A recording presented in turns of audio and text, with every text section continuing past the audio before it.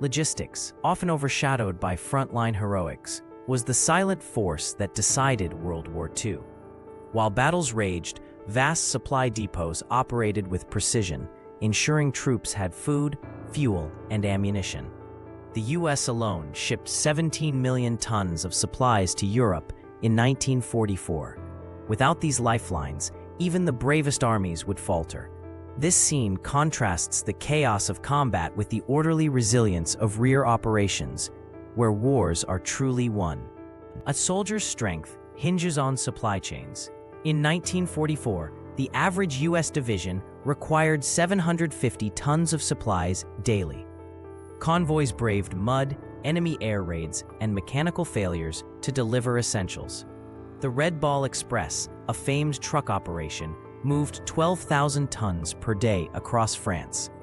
Yet shortages sparked ingenuity. Troops repurposed fuel drums as stoves. This scene reveals how logistics dictated mobility and morale under fire. Railroads were the arteries of war and its Achilles heel. Germany moved 85% of its troops by rail in 1941, but tracks became targets. Soviet partisans destroyed 10,000 locomotives by 1943. This duality forced innovations like armored trains and decentralized repairs. The scene captures railroads' dual role, enabling mass movement while inviting sabotage, a tension that shaped campaigns from the Eastern Front to D-Day. When ground routes failed, air bridges became desperate lifelines. The Berlin Airlift, 1948-49, delivered 2.3 million tons via 278,000 flights, despite Soviet threats. Earlier, the Burma Hup Airlift lost 594 aircraft to storms and enemy fire while supplying China. This scene showcases aviation's logistical revolution, high-risk, high-reward missions that turned the tide of sieges. Control of sea lanes decided global conflicts. The Battle of the Atlantic saw 3,500 Allied ships sunk by U-boats, yet convoys delivered 165 million tons of cargo. Innovations like sonar and escort carriers turned the tide by 1943. This scene depicts the naval logistics war, a chess match of stealth and endurance, where supply tonnage trumped tactical victories. Victory was forged on factory floors. U.S. industries built 300,000 aircraft during World War II, one every 5 minutes at peak production.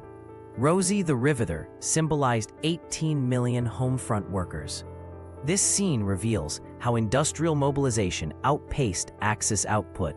By 1944, America produced 40% of global arms. Logistics began not at the front, but in foundries and assembly lines.